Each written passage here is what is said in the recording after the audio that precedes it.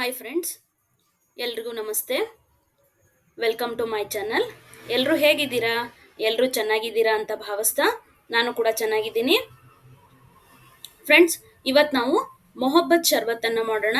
ಮೊಹಬ್ಬತ್ ಶರ್ಬತ್ತನ್ನು ಮಾಡೋಕೆ ಮೊದಲಿಗೆ ಒಂದು ಕಲ್ಲಂಗಡಿಯನ್ನು ತೆಗೆದುಕೊಂಡು ಅದನ್ನು ಸಣ್ಣ ಸಣ್ಣ ಹೋಳುಗಳನ್ನಾಗಿ ಕಟ್ ಮಾಡ್ಕೊಳ್ಳೋಣ. ಫ್ರೆಂಡ್ಸ್, ನೀವೇನಾದರೂ ನನ್ನ ಚಾನಲ್ಗೆ ಹೊಸಬರಾಗಿದ್ದರೆ ನನ್ನ ಚಾನಲನ್ನು ಸಬ್ಸ್ಕ್ರೈಬ್ ಮಾಡಿ, ಲೈಕ್ ಮಾಡಿ, ಶೇರ್ ಮಾಡಿ, ಸಪೋರ್ಟ್ ಮಾಡಿ, ಕಮೆಂಟನ್ನು ಕೂಡ ಮಾಡಿ. ನಿಮಗೆ ಇದೇ ರೀತಿಯಾಗಿ ಯಾವುದಾದ್ರೂ ಬೇರೆ ವಿಡಿಯೋಗಳು ಬೇಕಾಗಿದ್ದರೆ ಅದನ್ನು ಕಮೆಂಟ್ನಲ್ಲಿ ತಿಳಿಸಿ. ನೋಡಿ, ಈ ರೀತಿಯಾಗಿ ಸಣ್ಣ ಸಣ್ಣ ಹೋಳುಗಳನ್ನಾಗಿ ಮಾಡ್ಕೊಳ್ಳೋಣ. ನಂತರ ಇದಕ್ಕೆ ಚಿಲ್ಡ್ ಆಗಿರುವಂಥ ಮಿಲ್ಕನ್ನು ಸೇರಿಸೋಣ. ನಾವು ಎಷ್ಟು ಬೇಕಾದರೂ ಇದರಲ್ಲಿ ಸೇರಿಸಬಹುದು. ನಾನೀಗ 1 ಗ್ಲಾಸ್ನಷ್ಟು ಮಿಲ್ಕನ್ನು ಇದರಲ್ಲಿ ಸೇರಿಸ್ತಾ ಇದ್ದೀನಿ. ಓಕೆನಾ? ರೋಸ್ ಸಿರಪ್ರಲ್ಲಿ ನಾವು ಮಿಕ್ಸ್ ಮಾಡೋಣ. ಅಂದರೆ ಟೇಸ್ಟ್ ಕೂಡ ಎನ್ಹಾನ್ಸ್ ಆಗುತ್ತೆ.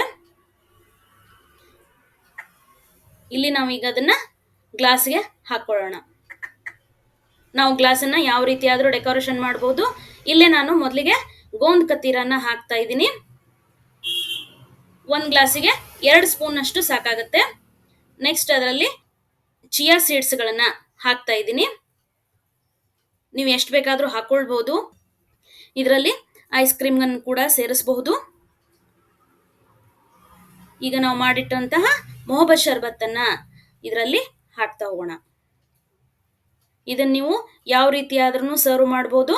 ಇದನ್ನು ಚಿಲ್ಡ್ ಆಗಿನೂ ಸರ್ವ್ ಮಾಡ್ಬೋದು, ಇಲ್ಲ ಇದೇ ರೀತಿಯಾಗಿನೂ ಕೂಡ ಸರ್ವ್ ಮಾಡ್ಬೋದು. ತುಂಬ ಚೆನ್ನಾಗಿರುತ್ತೆ ಫ್ರೆಂಡ್ಸ್. ಒಂದ್ಸಾರಿ ನೀವು ಕೂಡ ಟ್ರೈ ಮಾಡಿ. ಇದಕ್ಕೆ ನಾನೀಗ ಐಸ್ ಕ್ಯೂಬ್ಸನ್ನು ಸೇರಿಸ್ತಾ ಇದ್ದೀನಿ. ಅದ್ರ ಜೊತೆ ಒಂದಿಷ್ಟು ಕಲ್ಲಂಗಡಿ ಪೀಸಸನ್ನು ಸಣ್ಣ ಸಣ್ಣದಾಗಿ ಮಾಡಿಕೊಂಡು ಅವುಗಳನ್ನು ಕೂಡ ನಾನು ಇದರಲ್ಲಿ ಸೇರಿಸ್ತಾ ಇದ್ದೀನಿ. ಮೇಲೆ ಡೆಕೋರೇಷನ್ಗೆ ಒಂದು ಸ್ವಲ್ಪ ಸಿರಪ್ಪು, ರೋಸ್ ಸಿರಪ್ಪನ್ನು ಹಾಕ್ತಾ ಇದ್ದೀನಿ.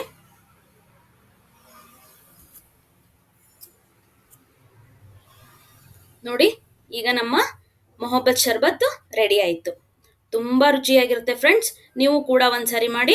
ನನ್ನ ಚಾನಲನ್ನು ಸಬ್ಸ್ಕ್ರೈಬ್ ಮಾಡಿ, ಶೇರ್ ಮಾಡಿ, ಕಮೆಂಟ್ ಮಾಡಿ, ಹಾಗೆ ಲೈಕನ್ನು ಕೂಡ ಮಾಡಿ. Thanks for watching.